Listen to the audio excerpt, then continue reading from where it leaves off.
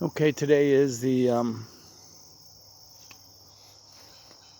today I don't even know if you can see me. Today is I think it's the 19th of September. As you can see from the background,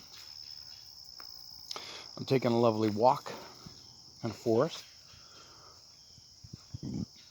I want to make a quick video about what to pay attention to when you go for a walk in the forest or woodland.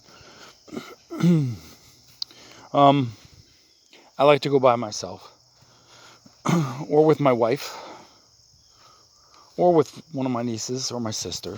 Just two. I don't like to go with more than two.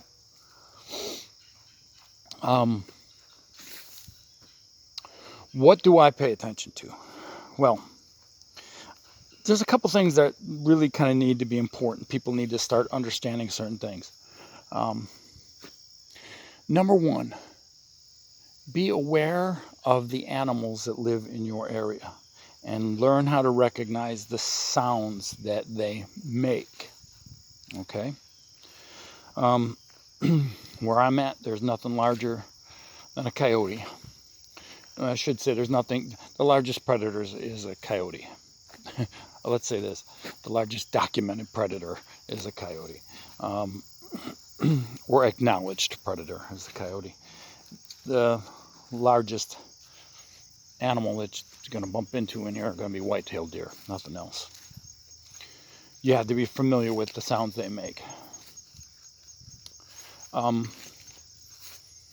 More importantly, I think you need to pay attention to the birds that inhabit the region that you live in, because that is going to determine. Birds make all kinds of crazy noises, man. They've got warning calls, and they have locator calls, and they have every species has got a repertoire of vocalizations that you may not be aware of. So people will hear things and attribute it to something else, and it's dumb stuff. So what I typically do, now I'm familiar with this area quite well. It's not a new area, so I know where I'm going. And it's always quiet. And if you watch any of my videos, I'm a very good birder by ear. So I've got some blue jays in the background, red-bellied woodpeckers,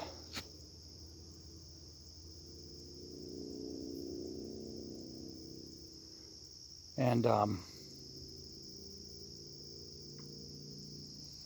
there's just some crickets, some bush crickets. And we have some movement in the leaves, which is probably a squirrel. And that's what I listen for. I listen for movement in the leaves that is either shadowing me or stopping when I stop. And if you notice, I will periodically stop when I'm walking, just to listen.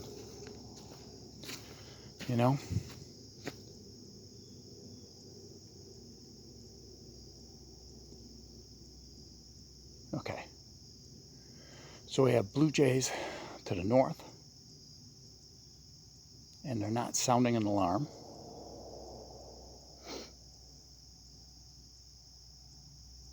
And they don't have any barking squirrels, which leads me to the next point. Pay attention to the alarm calls of some of these animals, particularly the ones that are up high. Squirrels, most notably, blue jays, ravens, crows, any member of the corvid family.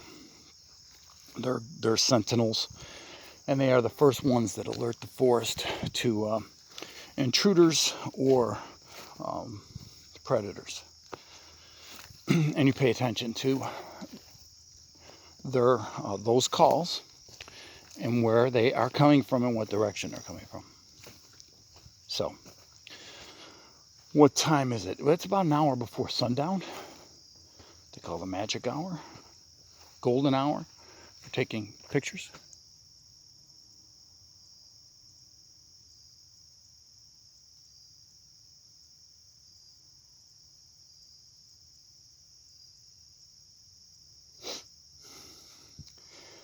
And this time of year, acorns dropping. Pay attention. Know your woodland. Know the area you're in. I don't have to worry about poisonous snakes. I don't have to worry about copperheads or rattlesnakes laying in the trail. Don't have to worry about any feral pigs.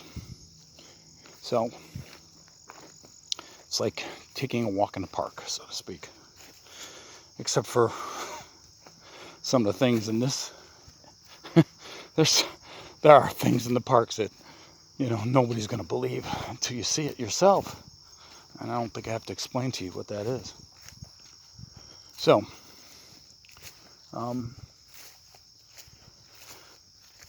this is typically kind of how I go about things.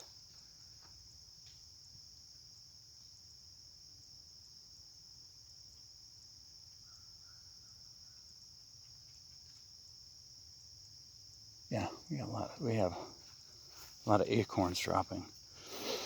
And the amount of acorns that drop depend on the type of year the oak trees had in regards to the spring, and if they had plenty of rain and moisture and they had good pollination.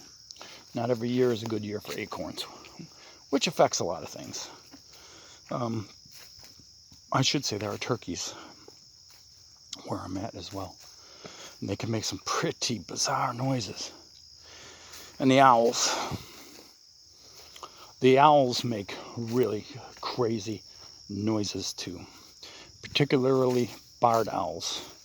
Of all the owls, they are probably have the most interesting set of vocalizations there are, and they tend to be a little bit gregarious, more so than other species owls, except for maybe long-eared owls. But long-eared owls are only winter residents here, and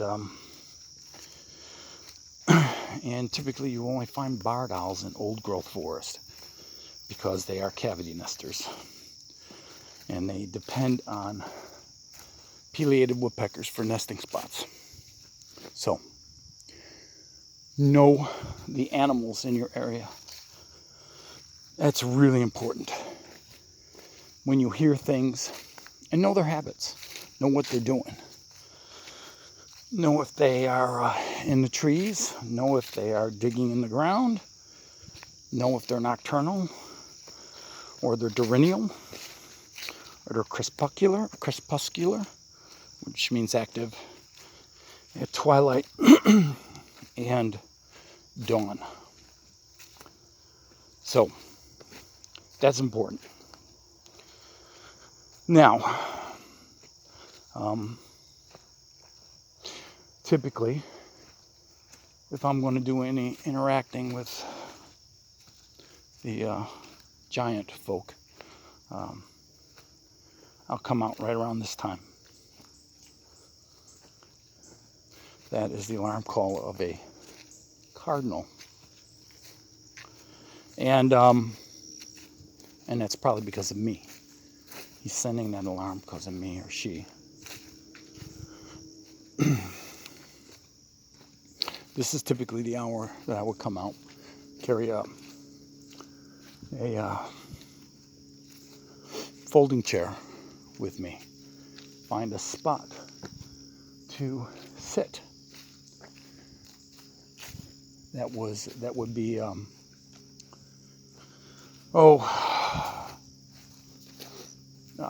partially open, but would have plenty of cover, like kind of where I'm at now, where something can creep in using cover and come relatively close without fear of being seen. That's typically how I do it. And depending on where you're at, you scout the area in the day and you find that place that you want to go to. And you park your butt in there about an hour before sundown, which would be right around now. It's been a long time since I've been here. Boy, it's really grown up. Wow. Wow. It's amazing. It's amazing if you've been haunting a place for a decade or more and how much it grows up and you don't pay any attention to it. But you stay out of it for a long time and it grows up. So there's another blue jay. Now typically I don't usually get any activity till it's dark. And that's the idea. Now,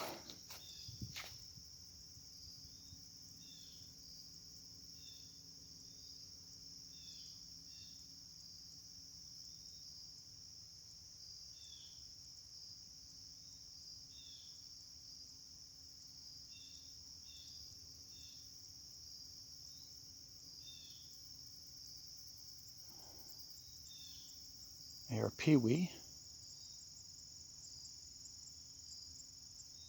which are migratory, but this is their type of habitat.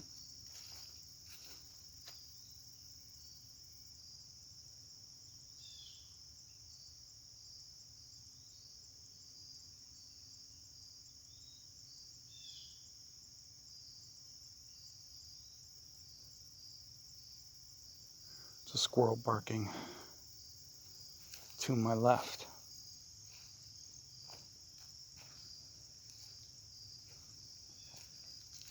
Squirrels have very good eyesight, by the way.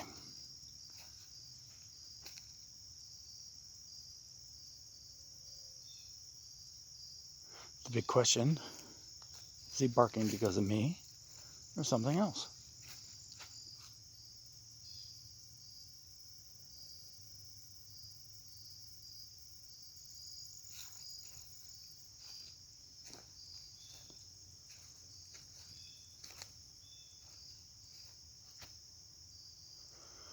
Well, it is fall. But it's quiet, isn't it?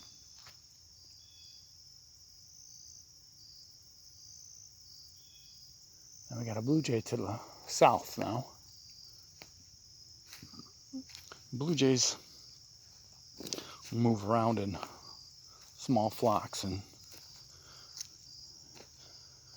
are particularly noisy, particularly if something's bothering them. That was me burping.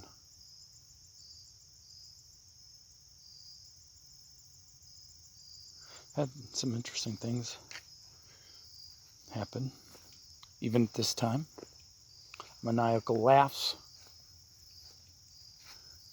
wood knocks.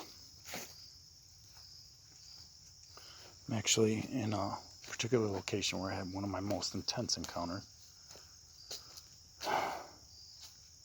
My best friend could tell you about that one. He was there with me.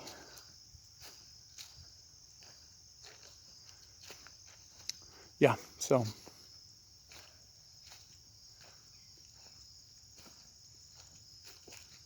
okay. So let's see. I'll give you a little panoramic view.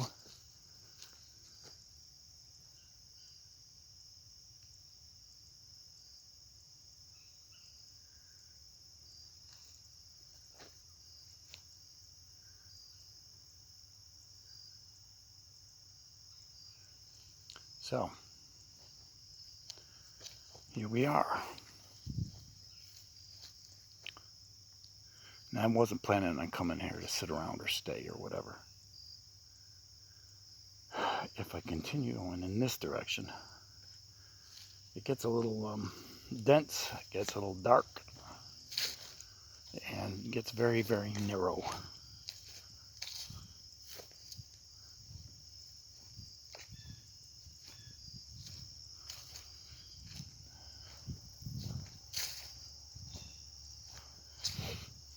So here's the other thing too. If you plan on doing something like this, you should come out and do it often as you can. Go to the same place, take the same path every time, if possible, even wear the same clothes. And be predictable. Ooh, this used to be, this area here, this was all open at one time. It was all clear. All clear.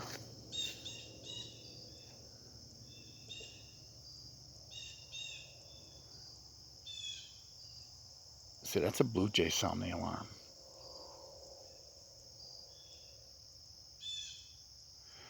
And I'm guessing it's because of me, not anything else. Oh boy. I had all kinds of areas here. Things have grown up a lot. Particularly interesting spot in here, right there. Let me tell you, right in here.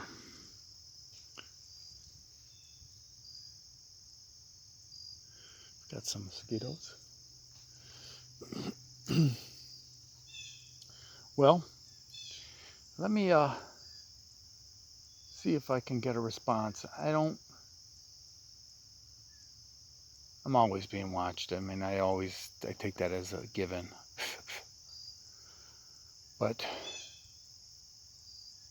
I don't feel anything unusual.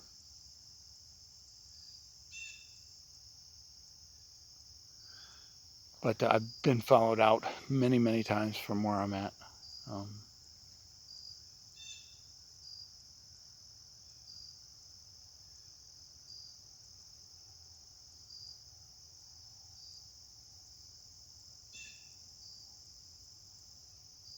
Your camera probably didn't pick that up.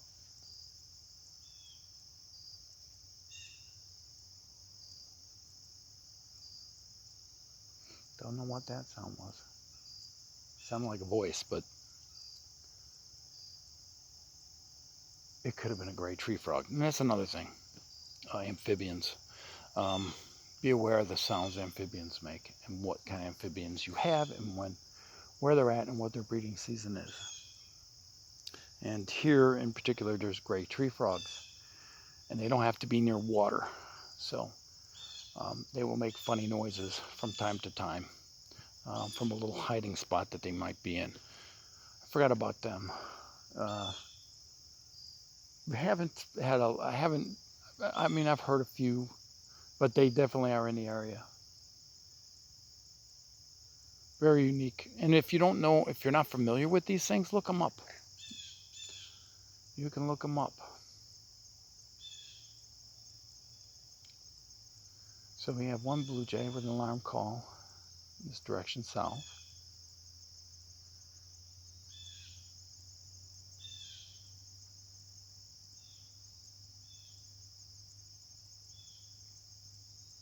And there he goes. So he's not hanging around scolding anybody or anything. So let's continue walking a little bit here.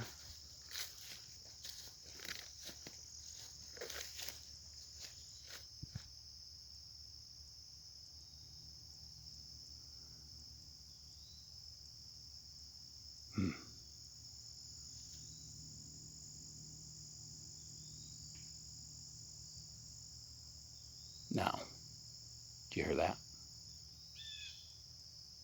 That was off in that direction, that way. I got two nice taps on the tree, and you might have been able to hear them. And the jays, the direction of where the jays are at. I told you, if I'm going that direction, yeah. There was a tap on a tree here, another tap over here. Greetings!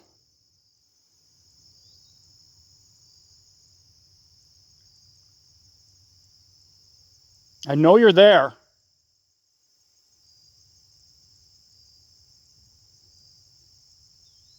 You know who I am. I mean no harm.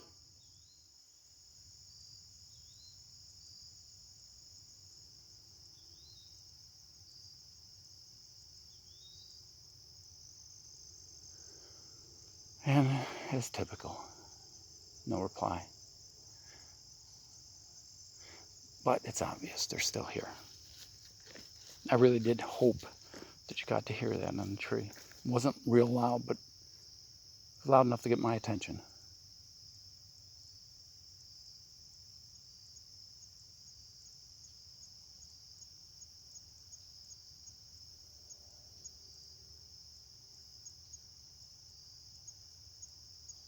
Okay.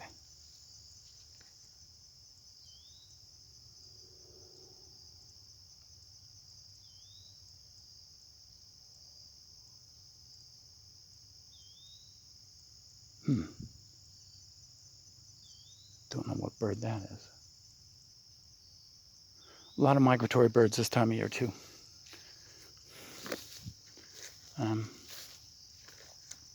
And I am not real familiar with a lot of the noises a lot of the migratory birds make. Different ones, particularly the warblers.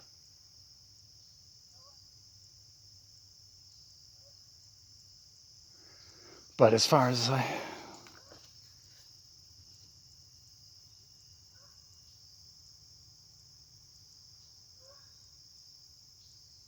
yeah, that clicking, I don't know what that is. I know it's some type of bird though.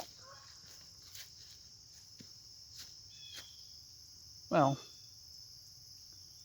hope that was a good demonstration. But we definitely have somebody out here in this area. 2 individuals at least. And then we hear the complimentary Canada goose. So you want to be predictable when you go in and out of these places. You want to go back the same way you came. You want to be predictable. Because let me tell you how this is going to work. You're being watched. You're always being watched. And when you go back, particularly if you are,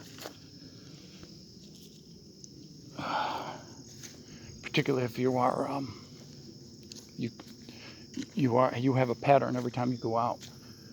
You're going to have individuals watching you as you go along that path. If you go the same direction every time, and you're going to have that.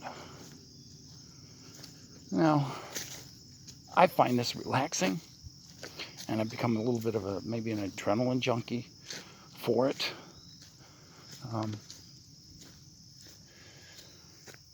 But the area that I just was at, and I was panning around, there's always somebody in there all the time. And I know if I go further down that path, things might get a little more interesting. But like I said, I didn't come to stay. And then one thing I can never figure out about them, I don't know how anything so big can move so silently. And boy, they can do it. They can do it. So, okay. Let me see if my face has not been in this. Please forgive me. It's just the phone in my hand, and I'm just walking and talking. And I don't even know how many minutes this is, but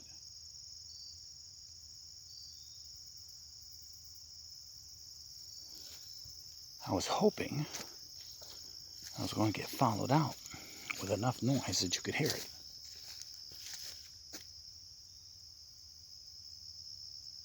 I think a toad just hopped over there.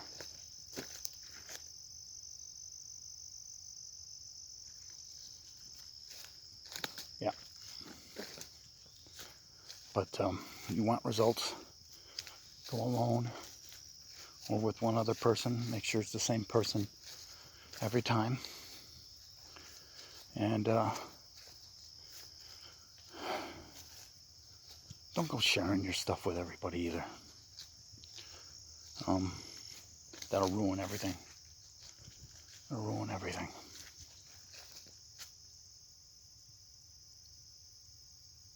It's another thing. One of the things they like to do is they like to walk in synchronicity with you. So your sound covers up their sound. And that's one of the reasons I stop too, just to listen.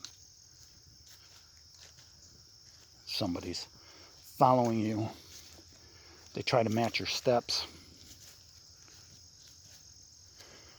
And it'll always be, my guess, it's usually about 300 yards out. Under. Well, actually, it might be a little closer when there's heavy cover. They got incredible eyesight, amongst other things.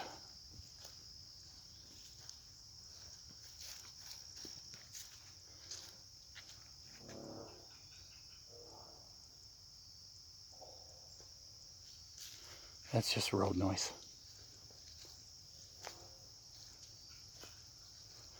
Red-bellied woodpecker. Oh yeah, and it's probably best to go when there's little wind, because the blowing leaves and everything will act as cover for their noise.